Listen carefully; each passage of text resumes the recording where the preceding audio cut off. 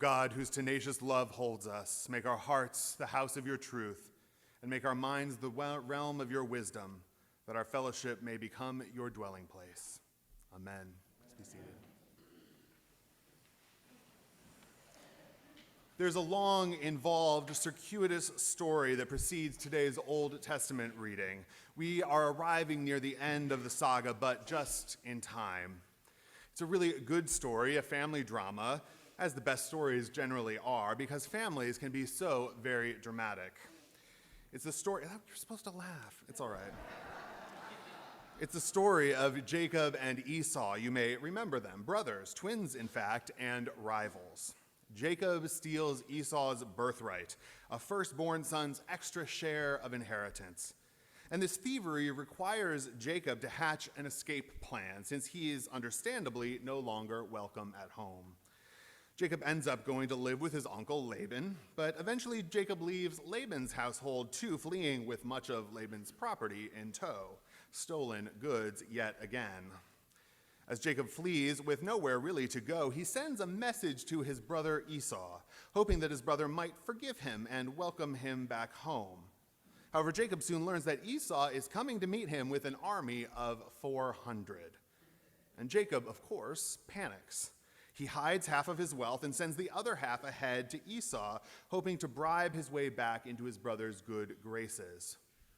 Our reading today picks up here, just as Jacob, afraid that his plans are going to fall through, sends his servants and his family across the river out of harm's way as Esau's army approaches. Jacob is then left by himself, all alone in the quiet of the night. But suddenly, out of nowhere, under the dark sky, Jacob is attacked. But by whom? A demon? An angel? Jacob and his attacker wrestle all night long, locked in combat until daybreak. The history of art has had a field day with this scene, portraying it as a proper wrestling match, often with rippling muscles and Olympic-style poses. But I imagine this as a much more haphazard affair, far less picture-worthy, a messy, exhausting, gritty struggle.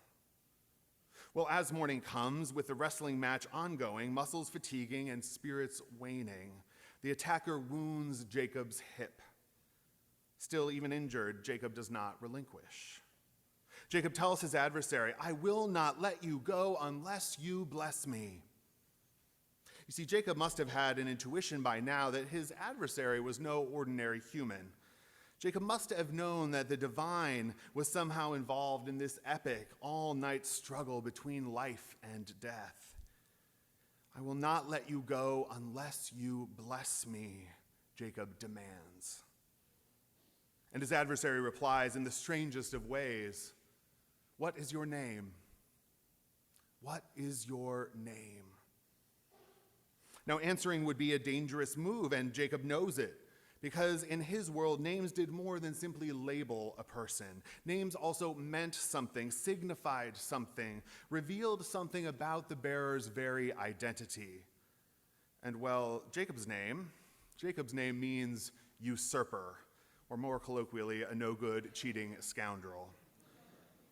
You see, for his whole life, Jacob had been taking what belonged to others. And deep down, Jacob knows that he hasn't been living an honest life. So when the divine adversary asks Jacob for his name, a great deal is at stake. For what is being asked of Jacob is nothing less than a confession of his identity.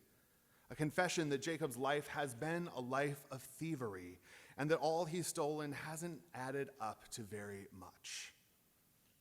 Confessing to this, admitting to this, seeing his life up close, well, this must have been a kind of death for Jacob.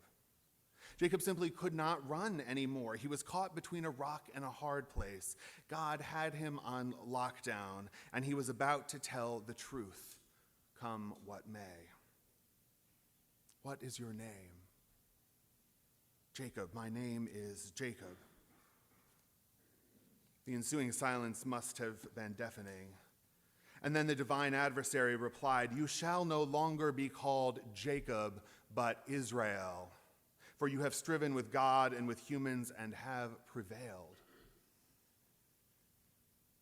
What did Jacob feel in that moment, I wonder? Jacob had wrestled with the judge of heaven and earth, and he had escaped with only a limp. a limp to slow his endless running from the truth. And Jacob had wrestled a blessing out of God too. I imagine he must have felt some combination of surprise, relief, amazement, wonder, even gratitude. The story in which Jacob had been trapped for his whole life was suddenly being rewritten. The past wasn't permanent. God had given Jacob a new name, a new identity, a new future. Everything that had seemed impossible was now possible. As Israel, Jacob could have a genuine, fresh start. We all yearn for this at times, don't we? The feeling that anything is possible, that our future isn't locked down by our past, that something new could still happen, something beyond the script, something unexpected, something to redeem all that has gone before. What is your name? And what are the names by which you've been called? The hard names and the hurtful names, the names you can't quite get out of your head, the ones that you still hear at your lowest moments, the ones that foreclose upon your future, locking you into a story so much smaller than the story God has in mind. What is your name? And what are the names that you've been called? It may feel so long ago as to be almost forgotten, but at your baptism, you were given a new name. And that name is Beloved. This is my son, the beloved, with whom I am well pleased. This is my daughter, the beloved, with whom I am well pleased. And this name might feel just about as foreign to us as the name Israel must have felt to Jacob. Yet God has given it to us. And who are we to refuse it, to reject the name Beloved? We may try, of course. We may let all of the other names, the painful, the shameful ones, drown out the name Beloved. But God keeps intoning our true name over and over again, hoping we will eventually hear it. Hoping we might start whispering it under our breath, trying it on for size, experimenting with believing it. Beloved, beloved, beloved. It does something to us, this name. It makes all sorts of remarkable things seem possible.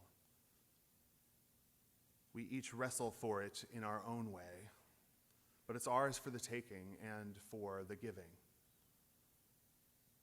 Beloved, let us love one another. May it be so.